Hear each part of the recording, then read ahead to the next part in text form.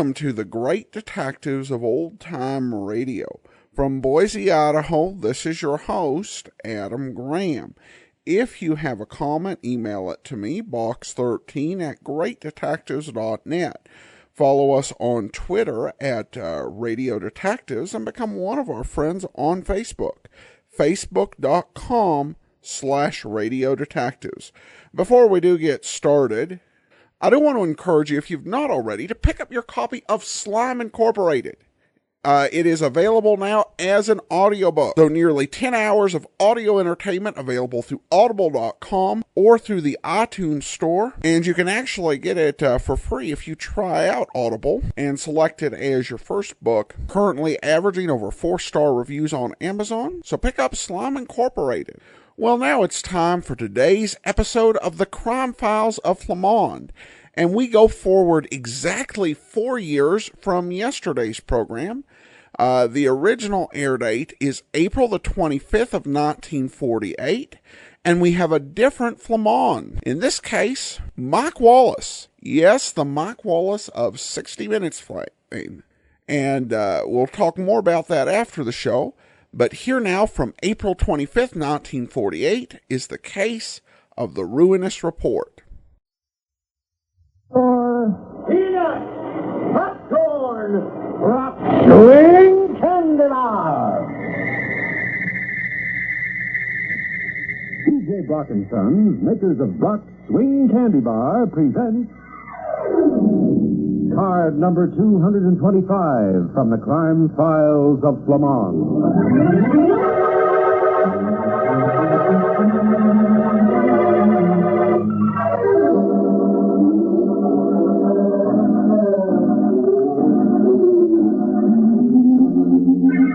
A new file card, please, Miss Lake. Manufacturer says he wants to see us about a counterattack against unknown would-be murderer. Says haste is imperative.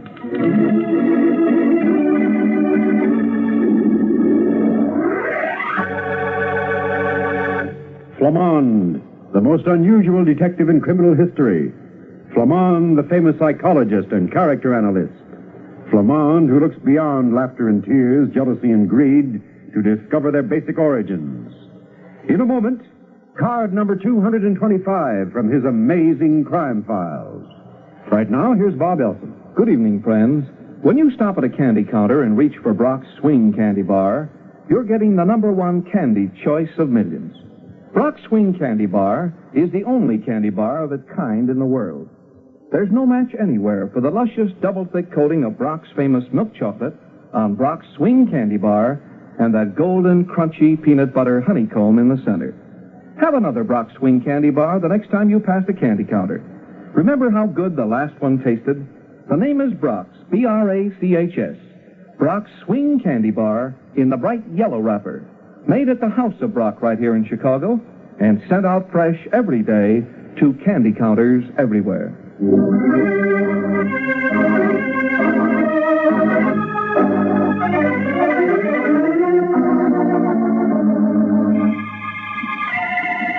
And now, card number 225 from the Crime Files of Flamond.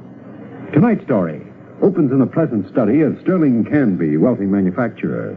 He's alone, which seems to bear out the rumors that his domestic life isn't all moonlight and roses. Hello? Oh, Maureen. What? Listen, Maureen, I've told you before that I'll submit to no such highway robbery. A reasonable divorce settlement is all right, but I'll not be blackmailed. And I won't have you calling me up at all hours of the night to discuss it. When you're ready to agree to my terms, let me know. Otherwise, I don't care to talk to you. Goodbye. Nerve of the woman. Thinks she has me where I have to pay through the nose, does she? Oh. Lights. I better turn them off. You might not miss the next time. Who are you? Afraid to let me see you, aren't you? Why don't you fight like a man? All right, if you won't come out in the open, I'll find you. And when I do find you, watch out.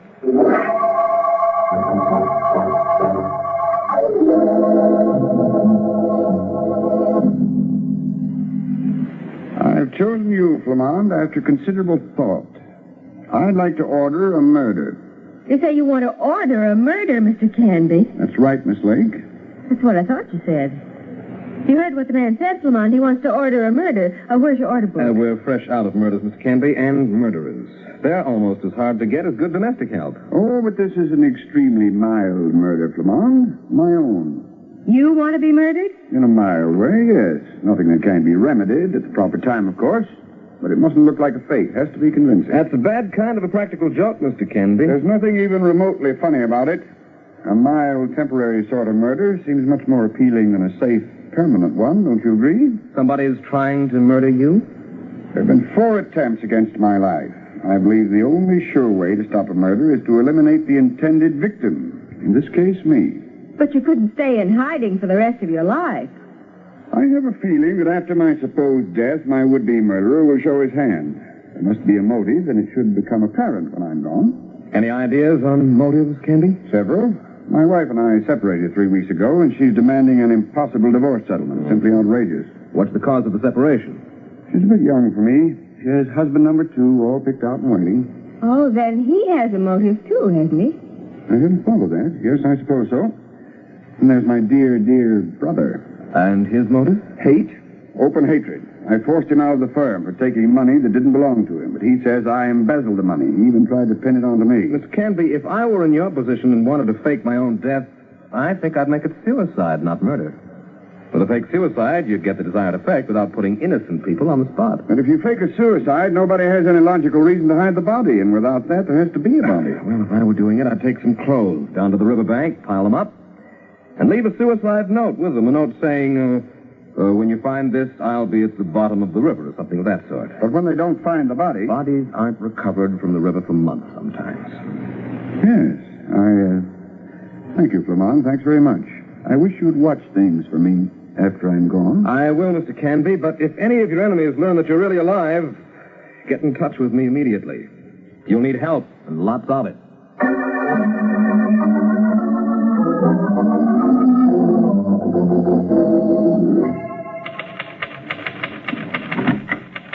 Oh, how do you do? Is there anything I'm Mrs. Sterling Canby, and I want to know what my husband came here about the day before he committed suicide. Day before yesterday. You must be mistaken, Mrs. Canby. This is Flamond's office, isn't it? I'm not mistaken, and you know it. What I want to find out is why he was here. I really don't know, Mrs. Canby. Maybe I can refresh your memory. He was trying to frame me so he could get a divorce without spending any money on it. He'd already hired one man to do the job, and it hadn't worked out. Your boss wasn't being hired to frame me, was he? You quite obviously don't know Flamond, Mrs. Canby. And I wouldn't suggest you're asking him that question. I don't think he'd like it. Where is he? Out. He'll be back before long.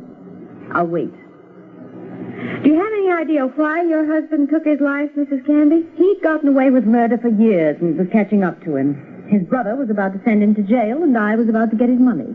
He was in a corner, and he couldn't take it. That's not the way I heard it. Well, that's the way it was. He wanted to get rid of me so he could marry a young widow with a lot of money. And he was stupid enough to think he could hire a French gigolo to compromise me. My understanding was that you'd already picked out a second husband. What? Why, that old... Jacques Ribot, I suppose. Sterling hired the fellow to run after me himself. Well, what difference does it make now anyway, Mrs. Canby? Your husband's dead. Difference? The police are acting like there's something funny about it, and they won't let me draw a dime from his bank account till they recover the body. Why, they act almost as if they don't think he's dead. And you do think he's dead, Mrs. Canby? Of course I do. He left a suicide note, didn't he? If you were watching him closely enough to know he'd been here, you should know whether he's dead or not. You're pretty sharp, aren't you? Well, there are plenty of things I don't know, but I'm going to find out. Oh, that must be Flamond now. Maury, No, you'll talk to the detective? No, he isn't here yet. Thank heaven. Come, quickly. You must get out of here. But I don't understand, Jacques. Never mind, only come. Flamond, this is Mrs. Sterling Canby. And as for the man, Jacques Ribot, monsieur. I'm a friend of the lady. Oh, and you show up at my office. Have you heard? Heard? She does not know, monsieur. I came to tell her to forget about seeing you just before your arrival. It is no longer of any importance. What were you going to tell me, Jacques? The police have recovered Sterling Canby's body. His body? You mean Body? Mm-hmm, yes, Sandra. I mean body. Lifeless body. Then I guess I don't need to discuss anything with you. I need to discuss some things with you, Mrs. Candy. Your husband didn't commit suicide. He was murdered. But no. The police said... I don't care what the police said. He was murdered, Mr. Rebo. I've demanded a complete autopsy. What right did you have to Any demand... citizen has the right to demand that murder be punished. And I bet my last penny the autopsy will show that Sterling Canby was murdered. Surprised, Mrs. Canby? See here, you cannot accuse... No. Who should I accuse, Mr. Rebo? You? No. Louis Canby, the dead man's brother. I think you should talk to him at once, monsieur, by all means. Yes, so do I, Rebo. And I'd like to have you and Mrs. Canby with me when I do it. I'd like to see how your stories jibe.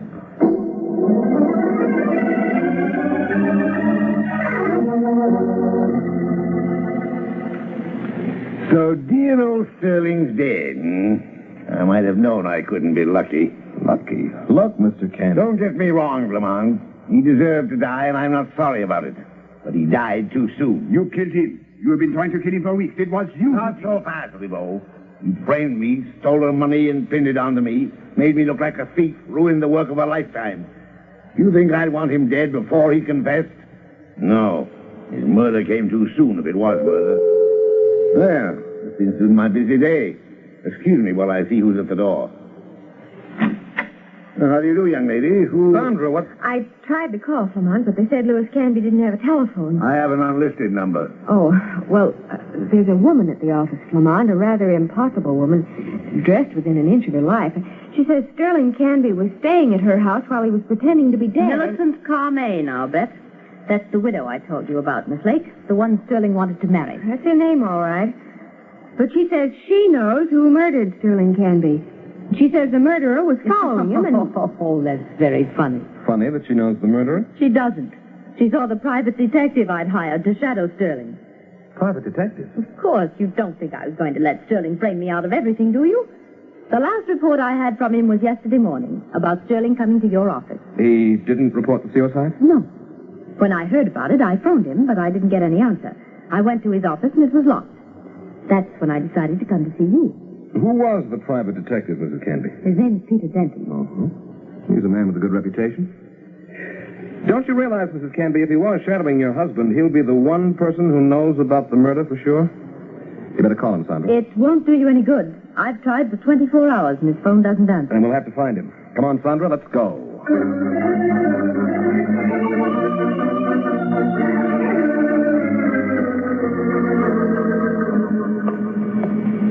I don't like the idea of leaving that Mrs. Millicent Carmaine alone in our office. Better wait. Pete Denton's the key to everything. Well, this is his office. Peter Denton, private investigator. Mm-hmm, right. Flamond, I have a feeling. Oh, you too, Sandra, huh? Well, let's see. Oh, I did hope my feeling was wrong. Why do people always have to be dead when we find them, Flamond? Shot through the heart, the poor devil. Flamond, look. On the table in front of him. Look, report to Mrs. Sterling Canby. Let me see that, Sandra. Oh, it's all folded, ready to mail. Sandra, listen to this. After planting fake suicide evidence, your husband took a cab to the home of Mrs. Millicent Carmaine. I watched the place long enough to be reasonably sure he was going to stay there. I think he'll be there for some time in hiding and doubt the necessity of putting on another man to cover the house day and night. However, if you want to be absolutely sure that he doesn't leave town, let me know, and I'll put a second man to work at once. I suppose we'd better notify the police. Later, Sandra. Nobody can hurt Pete Denton now, and I want to talk to Mrs. Millicent Carmaine as fast as I can.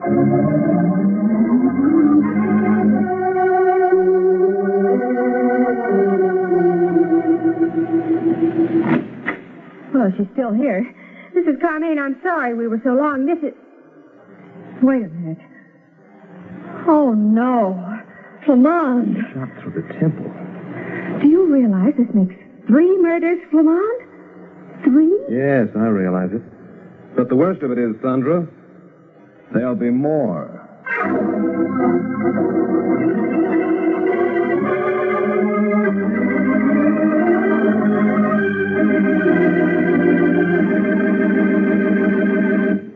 Act 2 of the crime files of Flamond begins in 60 seconds. Here's Bob Elson. Friends, have you ever tried Brock's Chocolate Mint Bar? Have you ever tasted that luscious, creamy, snow-white mint candy, so cool and smooth, with its rich flavored coating of Brock's famous bittersweet chocolate? Well, I'll be modest about Brock's Chocolate Mint Bar, friends. I won't say it's the best chocolate-covered mint in the world. No, I won't say it, but you will. The first time you try it, you'll realize that Brock's Chocolate Mint Bar is something special. Something you should have known about a long time ago. Brock's Chocolate Mint Bar outsells all others wherever it goes. People just can't resist that tantalizing combination of fine bittersweet chocolate and creamy snow-white mint candy, so cool and smooth that every bite is pure delight. Why are Brock's Chocolate Mint Bars always so fresh? Because people buy them as fast as Brock's can make them. The name is Brock's, B-R-A-C-H-S. Brock's Chocolate Mint Bar in the cool green wrapper. An outstanding candy masterpiece from the famous House of Brock. Try Brock's Chocolate Mint Bar tomorrow.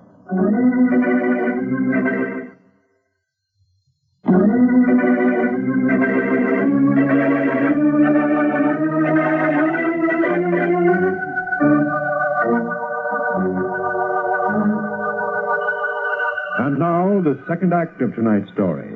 The scene is Maureen Canby's apartment. Jacques Ribot glares at Flamond, his fist clenched. I do not let people insult me, Flamond. You admit Sterling Canby hired you to try to compromise his wife, Ribot. Your job was to get her to agree to almost any divorce terms to avoid a messy scandal. Well? Well, that is no secret. Maureen knows. That's true.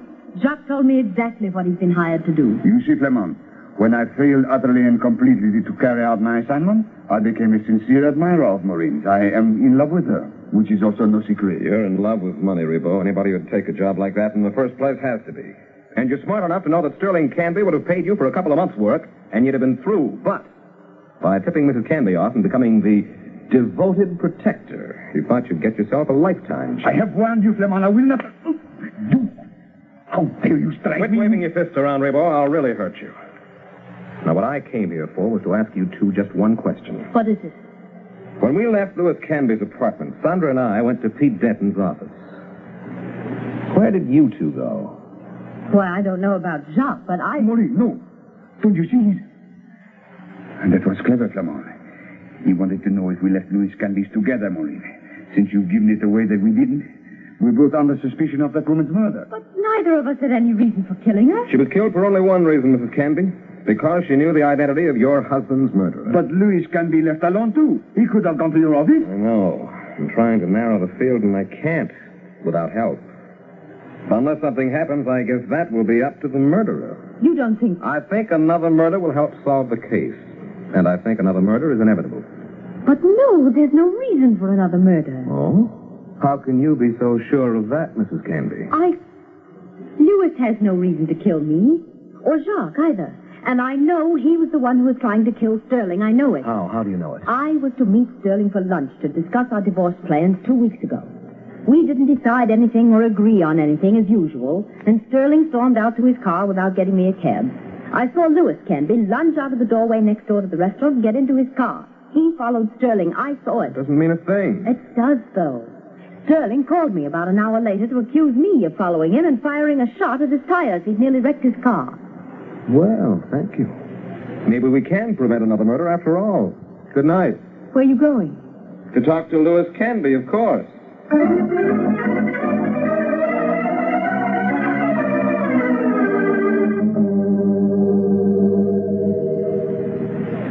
Rather interesting story, Flamand. I could call her a liar, of course. Yes, of course. But you wouldn't believe me, and it wouldn't be true.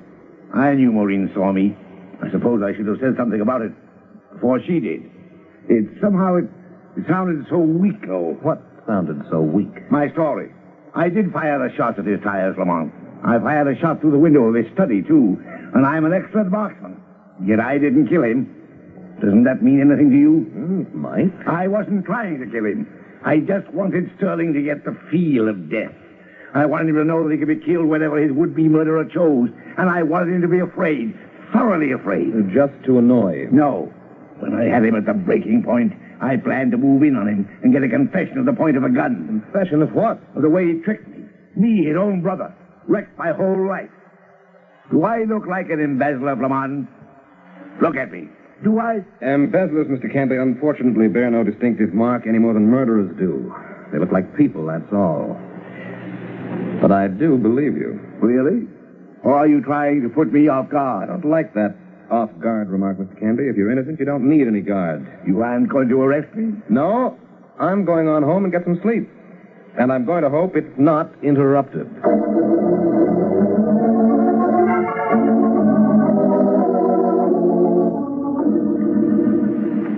All right now, Sandra. Have you got everything straight? Oh, I'm not sure, Flamond. I was sound asleep when you started pounding on the door, and you should be home sleeping yourself. It's nearly 1 o'clock. I'll be able to sleep better when these murders are solved, Sandra. Now, look, remember your story and stick to it. Whatever you do, stick to it. And after I've told my story, what then? I don't think you need to worry. Things will start to happen. You just keep out of the way.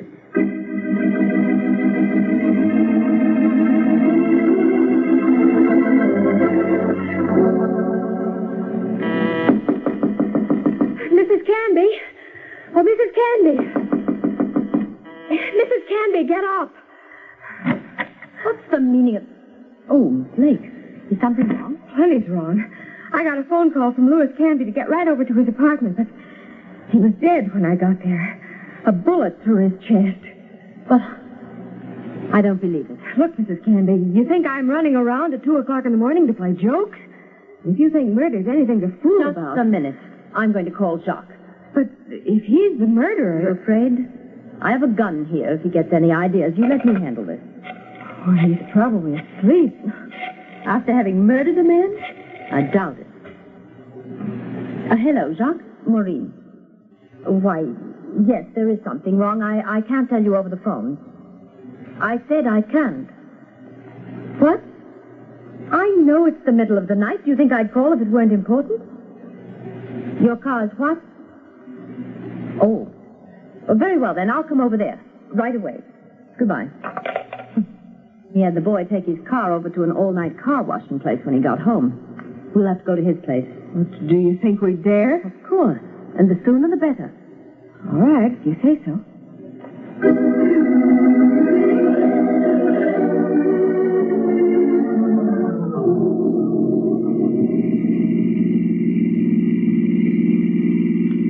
I'm worried, Mrs. Canby.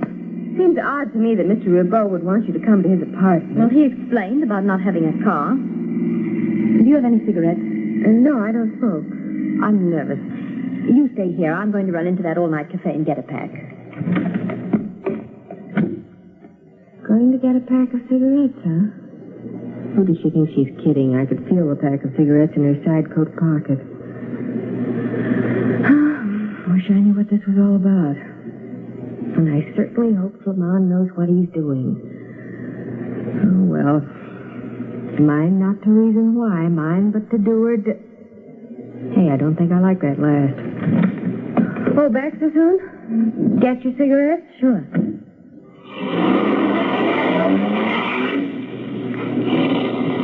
Wait a minute. I thought you said Ribot lived on Westland. He does. But you're I'm heading for Louis Canby's apartment. But you told Jacques Ribot would be right. I didn't talk to Ribot. I didn't talk to anyone. I dialed my late husband's number because I was dead sure he wouldn't answer. But what's the big idea? That's what I want to know, and I'm going to find out.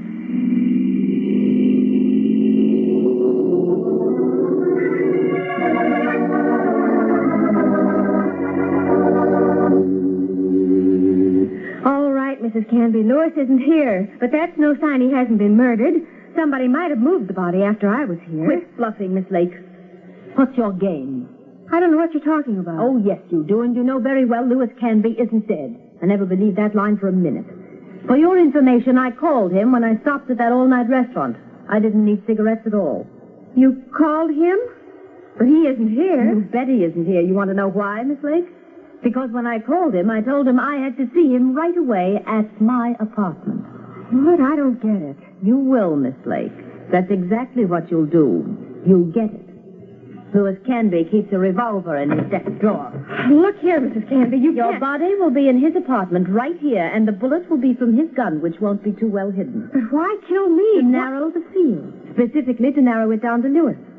This should settle matters nicely. They'll think you found out something about him. But Jacques Ribot... You think I care about him? I used him because I thought I could pin the murders onto him. If I ever get another husband, he won't bear any resemblance to that gigolo. Jacques, what are you doing here? I've been listening, Maureen. Most enlightening listening.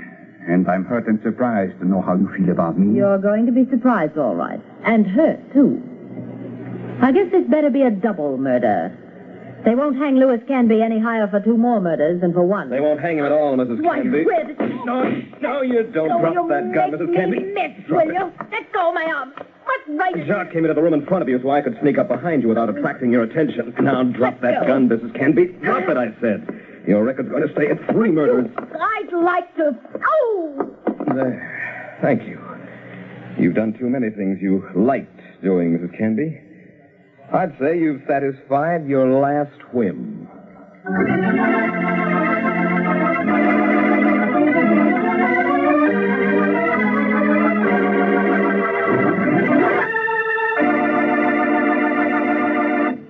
Flamond and Sandra will be back in a moment with a basic clue in tonight's story. But first, Bob Elson. Friends, have you heard the great new daytime show sponsored by E.J. Brock & Sons? It's Jingle Jackpot at 4:45 every afternoon, Monday through Saturday on WGN.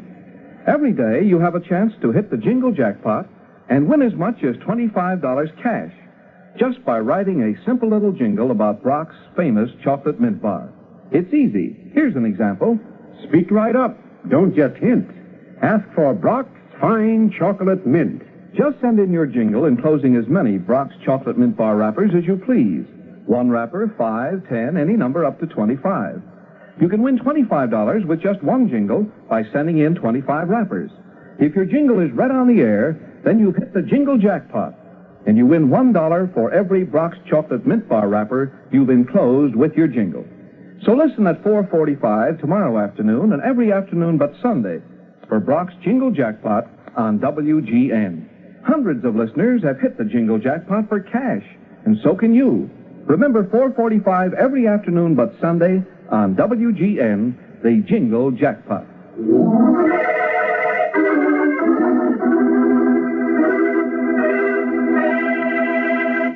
And now, the basic clue in tonight's story. Flamond, it seemed to me that both Louis Canby and Jacques Ribot were just as good suspects as Mrs. Canby, and yet you aimed the whole frame up at her. Well, of course, Sandra. Because I knew that she was guilty. I don't want to seem impolite, but you did no such thing. You couldn't have known. Sandra, even you should have known. That report on Pete Denton's desk was a complete giveaway. Suppose either Jacques Ribot or Louis Canby had murdered Pete Denton. What would have happened? You tell me. Well, Ribot would have destroyed the report because he wouldn't have wanted Maureen Canby to be implicated in any way. Louis Canby, on the other hand, would have taken it and sneaked it into Maureen's apartment, so it would be discovered as highly incriminating evidence. Oh, yeah, I suppose he would. Maureen Canby didn't dare admit that she'd gotten the report, but she didn't dare deny Denton had been working for her either. You see, she didn't know how much we knew. Her best bet was to kill Denton and leave the report on his desk as if it just hadn't been mailed. But how did she kill her husband? Well, she's confessed the whole thing. She called him at Millicent Carmane's after she got the fake suicide report, demanded a showdown meeting with him on the threat of exposing his fake suicide, and she kept the appointment, too, with a gun. Forced him to take 6 sleeping tablets, enough to knock out a horse. But why the sleeping tablets? Once he was unconscious, all she had to do was roll the body over the river bank. And she killed Millicent Carmane because... What? Because she was afraid Millicent knew about her showdown meeting with her husband. Well, the whole thing's simple enough, isn't it? Well, that's all in the point of view. I'll admit the report from Pete Denton should have told me something, but I didn't know what to look for. Well, Sandra, murderers seldom tell you what to look for. Not knowingly, anyway. Well? Well, the report should give me the file card title. Mm-hmm. Wait a minute. It does. The case of the Ruinous Report. The case of the Ruinous Report. Card number 225 from the crime files of Flamond, featuring Myron Wallace as Flamond and Patricia Dunlap as Sandra, written by George B. Anderson and directed by Ed Kahn. This is Pierre Andre reminding you to listen again next Sunday at 9:30 p.m. when E.J. Brock & Sons, makers of Brock's Swing Candy Bar, will present card number 226, The Case of the lethal letter. All names and places mentioned in this broadcast are fictitious. Any similarity to real persons or places is entirely coincidental. At the ballpark, or wherever the crowd goes, listen for peanuts, popcorn, rock swing candy bars.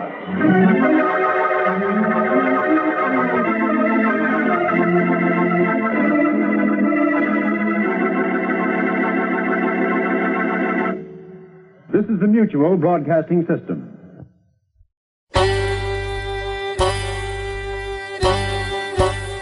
Hi, this is Andrew from OTRWesterns.com. I wanted to invite you to come take a look at our site.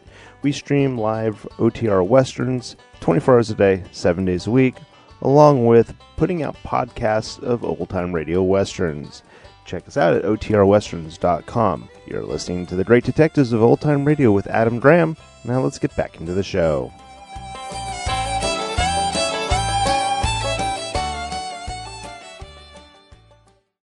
Welcome back. Well, a very neat program. This is not the first time we've had Mike Wallace on The Great Detectives of Old Time Radio. We actually played his aired series, Crime on the Waterfront, for which there were two 35-minute pilots made but never aired. And we did that when he passed away. But I find it interesting because he did a lot of old-time radio programs. They were not widely collected or played, so they're twos and fews and not a whole lot of episodes out there. But still, it's amazing to think he played all these roles and then went on to become famous as a TV newsman. An entirely different career. And of course, we hear this sponsored by Brock's Candy, you know, of course, a company that does continue to be around even to this day. And as for the case itself, I did like the setup. The idea of this guy asking Flamond to help him set up a fake murder. And I give Flamond credit for suggesting the suicide instead.